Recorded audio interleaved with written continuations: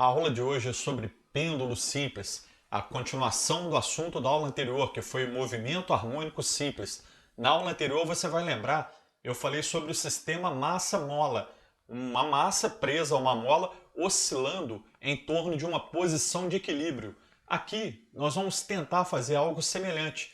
A nossa ideia hoje é falar sobre o pêndulo simples. Olha só, o pêndulo simples é um material fácil de entender.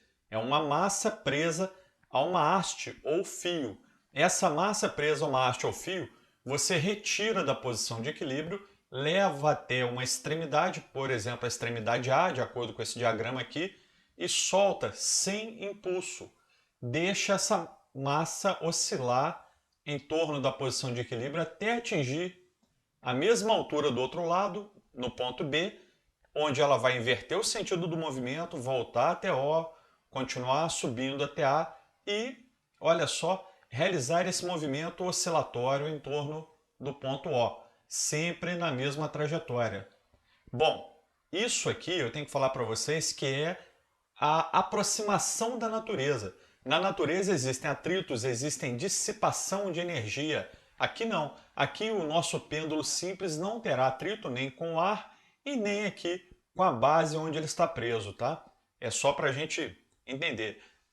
Desprezando os atritos, esse objeto aqui oscilaria eternamente.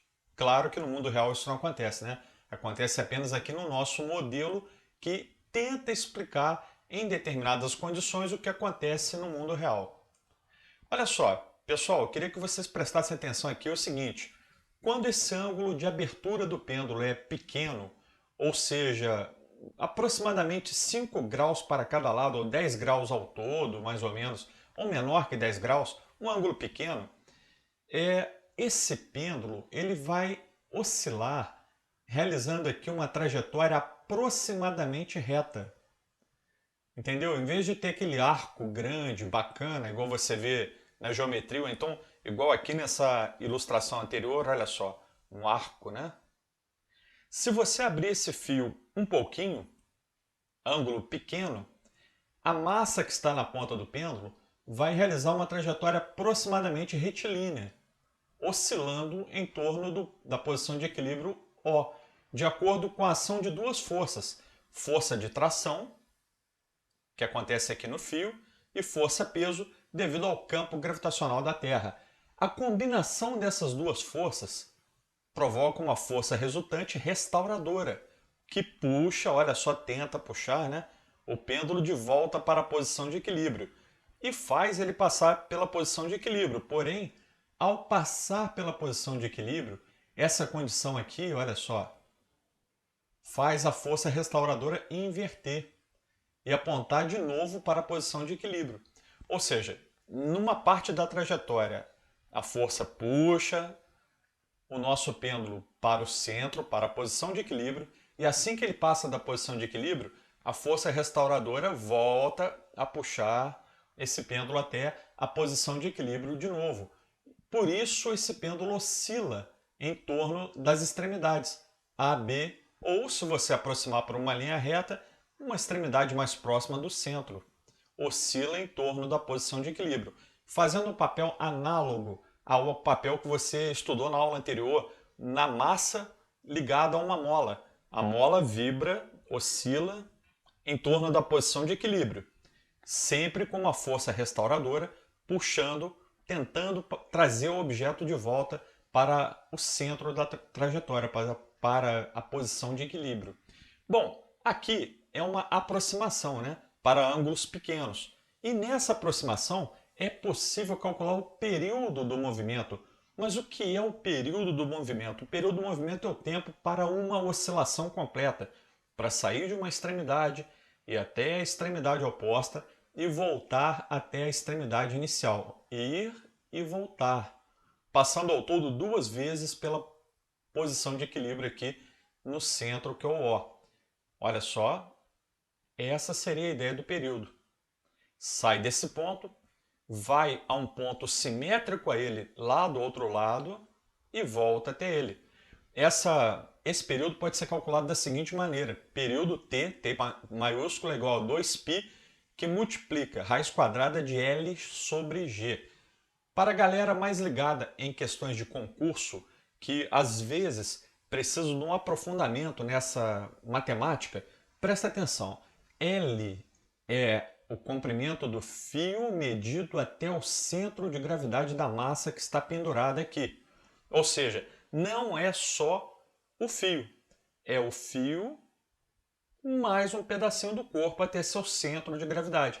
Mas olha só que interessante, na maior parte das questões esse corpo tem um tamanho desprezível, então acaba que o L, na maior parte das questões, coincide com o comprimento do fio. Porém, se algum exercício, e no futuro eu vou resolver um mostrando isso, da UFJF, considerar o tamanho aqui da massa pendurada, você deveria somar L mais a distância até o centro de gravidade dessa massa. Agora, o que é o centro de gravidade, né? O ponto onde você pode imaginar o peso do corpo agindo. Quando a figura que representa uma esfera, por exemplo, é o próprio centro aqui dessa figura. 2π raiz quadrada de L sobre G. Pessoal, veja bem, a ideia é a seguinte, olhando esse período, você nota que não existe massa nessa expressão. Então, o período de um pêndulo não depende da sua massa, depende basicamente do comprimento até o seu centro de gravidade e depende da aceleração da gravidade local daquele ponto do planeta ou do astro onde você se encontra, onde encontra a sua análise. Agora, o que é o astro, né? O astro é o seguinte, um pêndulo simples aqui na Terra tem um determinado período, num ponto da superfície da Terra. Se ele fosse levado para a Lua, esse período seria diferente. Por quê? Porque a gravidade da Lua é diferente da gravidade da Terra. Se fosse realizada a mesma experiência com o mesmo pêndulo em Marte, já seria bem diferente. A gravidade de Marte é diferente da Terra, que é diferente da Lua. Então, o período de um pêndulo depende também do astro ou do ponto do astro onde esse corpo está posicionado. Agora, galera, olha só que coisa interessante. As energias no pêndulo simples.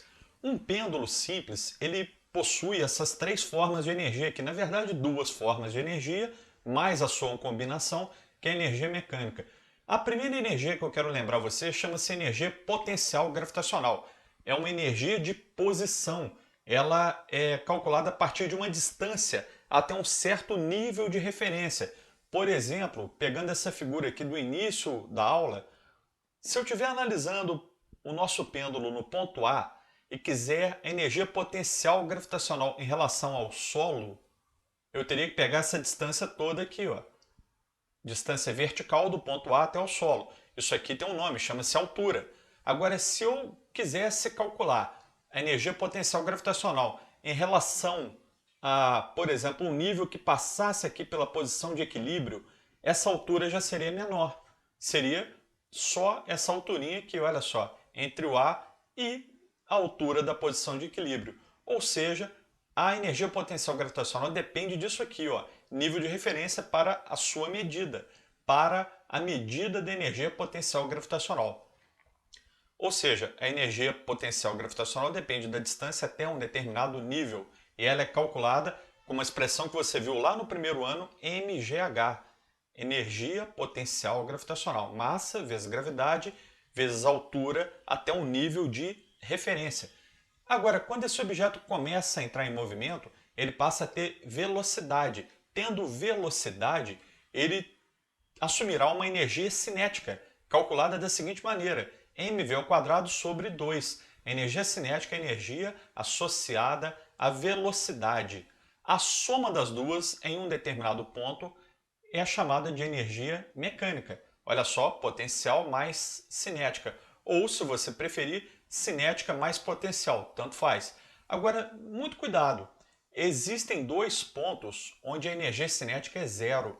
Pontos onde a velocidade assume um valor instantâneo igual a zero. Pontos de inversão de sentido. O ponto A e o ponto B nesse desenho. Agora, entenda bem, A e B foi uma letrinha que eu coloquei aqui, duas letrinhas na verdade, para ajudar vocês. Na prática, a maioria dos exercícios coloca só o desenho do pêndulo oscilando entre dois pontos. Agora eu gostaria que você lembrasse, ponto A, ponto B. Os pontos de máximo afastamento da posição O têm velocidade zero, ou seja, tem energia cinética também igual a zero. Então, nesses pontos aqui, o pêndulo assume apenas energia potencial gravitacional. A energia mecânica de um pêndulo, então, pode ser calculada como a energia potencial gravitacional dele em uma das extremidades. E essa energia mecânica se conserva o tempo todo. Olha que interessante a conversão de energia, né? Toda a energia potencial gravitacional desse ponto é convertida em energia cinética neste aqui, se o nível de referência for o nível que passa pelo ponto O. Se for em relação ao solo, já é outra história, aí nenhuma energia vai zerar, você vai ter que tomar cuidado com isso. Aliás, só a cinética vai zerar nas extremidades, né? Mas a potencial gravitacional, se você calcular em relação ao solo, ela nunca vai zerar. Agora, se calcular em relação a esse ponto aqui, ela com certeza zerará quando o objeto passar pelo ponto O. É interessante saber isso, tá, pessoal? Isso aqui é muito cobrado em prova, é muito comum em concurso, PISM, Enem, etc. SpaceX, tá? Vale a pena. Olha só, MHS e o movimento circular. Eu gostaria que você recordasse lá do primeiro ano um movimento circular uniforme com um corpo de tamanho desprezível. Um corpo de tamanho desprezível pode ser chamado de partícula, de ponto material, algo desse tipo. Ele se desloca sobre uma circunferência em torno de um centro, tá? Agora, olha que interessante. Esse deslocamento guarda uma relação com o movimento harmônico simples, que nós estamos estudando aqui. E para isso, eu gostaria apenas que você entendesse. O raio dessa trajetória circular vai coincidir para nós com a amplitude do movimento harmônico simples. O que seria a amplitude? Distância máxima até a posição de equilíbrio. Então eu gostaria que você imaginasse primeiro esse objeto se deslocando em uma circunferência e agora eu gostaria que você recordasse lá do primeiro ano que ele tem velocidade angular, tem período e tem frequência. Agora, olha que interessante. Assumindo o sentido positivo como sentido trigonométrico, sentido anti-horário, conforme apresentado nessa figura aqui, essa figura eu retirei do livro Tópicos de Física, excelente livro. Pessoal, olha só, o objeto vai se deslocando numa circunferência, em movimento circular uniforme, ou seja, a velocidade linear desse objeto não aumenta e nem diminui, ela permanece constante. A projeção das posições desse objeto em um eixo horizontal, o eixo X, realizará um movimento harmônico simples. Olha que legal! À medida que esse objeto se desloca sobre uma circunferência, um movimento circular uniforme, a projeção da sua posição se desloca sobre uma linha reta em torno de uma origem que coincide com o centro da trajetória, oscilando entre as posições A e menos A, realizando um movimento harmônico simples. Então a projeção dessa posição, ou seja, algo assim para você pensar como se fosse a sombra desse objeto no eixo X, em cada uma das posições, essa sombra realizará um movimento harmônico simples. Então, à medida que esse objeto gira, a projeção dele no eixo X vai e volta em torno da posição de equilíbrio entre a distância máxima A e a distância máxima menos A, que é o mesmo valor, só que no sentido negativo da trajetória. Pessoal, essa distância aqui, ó, uma distância genérica entre a posição de equilíbrio e uma determinada posição do móvel é chamada de elongação. É o x, tá? Aquele x que você estuda para mola, estudou para o sistema massa-mola, é essa distância aqui. Olha só, é uma distância genérica, ela pode ser positiva, se estiver no sentido positivo aqui da trajetória, de O para A, ou uma posição negativa se estiver entre O e menos A. Agora, interessante, enquanto a partícula realiza um movimento circular uniforme, regido por aquelas fórmulas que você estudou no primeiro ano, a sua projeção segue um MHS, que não tem velocidade constante nem aceleração constante e nem a posição varia de maneira constante. Ou seja, aqui ó, tudo será variável, velocidade, aceleração, posição, e não seguirá aquelas equações lá do primeiro ano, que são funções do primeiro grau basicamente. Aqui nós temos outras funções, em função de seno e cosseno, e daqui a pouco eu vou mostrar isso para vocês. A partir de agora, nós vamos aprender como calcular cada uma das posições dessa projeção do móvel aqui no eixo x. Então, existe uma equação que me permite calcular o valor desse x aqui. Essa é uma função cinemática do MHS. Essa equação, a função horária das elongações ou função horária dos espaços no MHS, no movimento harmônico simples, ela possui alguns elementos essenciais que você tem que saber. Pessoal, primeiramente, não dá para estudar isso se você não lembrar que o sentido trigonométrico é o sentido anti-horário, sentido positivo. Então nós vamos assumir que esse móvel se desloca no sentido anti-horário sobre uma circunferência. Sua projeção vai realizar um movimento harmônico simples aqui dentro, ó, no eixo x. Primeiramente, você vai lembrar lá do primeiro ano. Ômega é a velocidade angular da partícula no movimento circular uniforme. O que isso aí mede para nós? O ômega mede o deslocamento angular em um determinado intervalo de tempo. E lá no primeiro ano você viu que a unidade dela é radiano por segundo. Agora eu vou colocar para vocês aqui uma coisa que às vezes a gente esquece, mas é o φ, denominado espaço angular, também chamado de fase do movimento. O que é o φ? O φ é esse ângulo aqui, pessoal, olha só. É o ângulo que determina a posição final da partícula sobre a circunferência. Por exemplo, se a gente soubesse que aqui vale 30 graus, a gente conseguiria com um transferidor medir 30 graus e posicionar sobre a circunferência de raio A, lembrando a você que raio A é a de amplitude, essa distância aqui, que é a mesma dessa, a nossa partícula sobre a circunferência. Então, se φ fosse 90 graus, ela já estaria aqui. Se φ fosse 180, estaria nessa posição. E se φ fosse medido em grau, seria muito fácil, porém isso não é permitido. φ é medido em radiano. Radiano é a unidade de ângulo do Sistema Internacional de Unidades. Então, para a gente começar a estudar a função horária das elongações, ou seja, do x sobre o eixo horizontal, né, eixo x, das posições, nós temos que lembrar disso. Sentido positivo, anti-horário, ômega no movimento circular uniforme é chamado velocidade angular, φ é o espaço angular, determina para nós a posição desse móvel. Beleza? Olha só, também lembrando lá do primeiro ano, nós temos o espaço angular final φ em função de um instante final t. Imagine vocês, por exemplo, que esse objeto que vai realizar o círculo, o movimento circular uniforme, tinha uma posição inicial P0, tá? Ele estava nesse espaço inicial S0 com uma fase inicial φ0. Esse objeto se deslocou desse ponto até esse. Deslocou sobre a trajetória circular. Esse espaço angular final φ, ele pode ser calculado da seguinte maneira. φ igual a φ0 mais ômega t. Essa é a forma angular da equação horária dos espaços, que você conhece. S igual a S0 mais VT.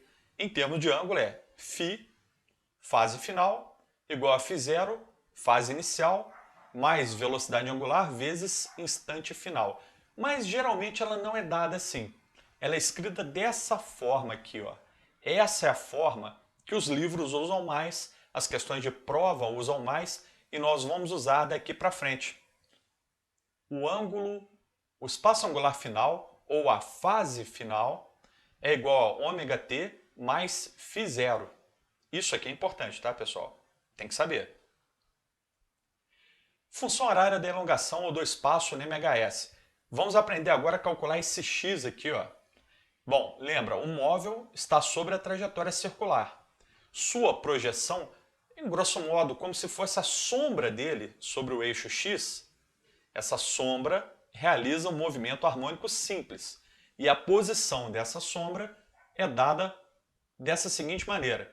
Pessoal, olhando o triângulo retângulo aqui, esse tamanho, né, que é exatamente a posição da projeção do móvel sobre o eixo X, ele é hipotenusa vezes cosseno de φ. Φ é a fase final do movimento. Ó, x é A, que é a hipotenusa, que é o raio da trajetória, vezes cosseno de φ. A cosseno φ. Isso é da trigonometria.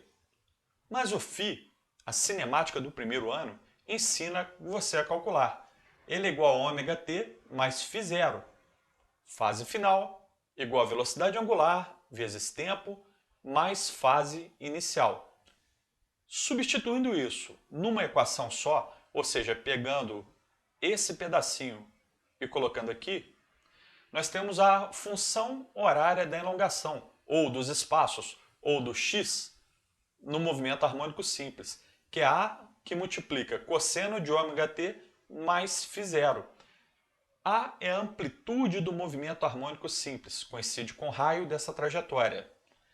Ômega, aqui no movimento harmônico simples, é chamada de pulsação ou frequência angular. Então, esse ômega, pulsação ou frequência angular, é relativo à projeção desse móvel sobre o eixo X. Enquanto ele realiza um MCU com velocidade angular ômega, sua sombra vai acompanhando ele aqui assim, sua projeção, com o mesmo ômega, mas esse ômega no MHS é chamado de pulsação ou frequência angular. φ0, constante de fase ou fase inicial. É o espaço angular inicial de onde esse móvel partiu. Bom, x igual a A vezes cosseno de ômega-t mais φ0. Essa equação é a primeira função cinemática do MHS que nós vamos estudar. Cinemática do MHS que permite calcular a posição desse móvel, da projeção desse móvel, em um MHS no eixo horizontal. A cosseno de ômega-t mais φ0. Interessante que esse φ0 aqui, fase inicial ou constante de fase, ele tem alguns valores notáveis que nós precisamos saber. Por exemplo, se o móvel parte desta posição, no sentido trigonométrico, o φ0 vale 0. Ele coincide aqui, olha só, com aquele ângulo que a gente conhece, né? 0 graus ou 0 radianos. Então, o ângulo de fase inicial seria igual a 0 se o nosso exercício tivesse essa ideia. Olha só, como esse objeto aqui se desloca no sentido trigonométrico, né, anti-horário, a sua sombra, a sua projeção, se deslocaria inicialmente para a origem. Ó, fazendo isso, olha que interessante, ele chega até 90 graus. Vamos considerar que, por exemplo, esse móvel estivesse partindo agora dessa posição inicial, 90 graus. O ângulo de fase inicial seria π sobre 2 radianos. Então a fase inicial aqui seria π sobre 2 radianos, que equivale a 90 graus. Equivale também a dizer que o objeto estava inicialmente posicionado sobre a origem, né? Olha só, e vai se deslocar para o menos A. Vamos imaginar um outro movimento, tá? Que começasse nesse ponto aqui. Esse ponto, olha só, está a 180 graus da posição inicial aqui do primeiro exemplo. Então, se o nosso objeto começasse um movimento a partir deste ponto, ele teria um ângulo de fase inicial ou uma fase inicial de 180 graus ou π radianos. Lembre-se que para você entender o ciclo trigonométrico, a unidade que você deve usar é π sobre 2 radianos. Então aqui seria 0, aqui π sobre 2 radianos, aqui 2π sobre 2 radianos ou π radianos. A fase inicial desse movimento seria π radianos. Para que serve a fase inicial? Para você situar mentalmente sobre uma circunferência ou sobre um eixo horizontal qual é a posição inicial do móvel e para onde ele se desloca, só analisando os dados do exercício. Agora, se o exercício falasse que o móvel parte dessa posição, ou com esse ângulo de fase aqui, nós já teríamos 3π sobre 2 radianos.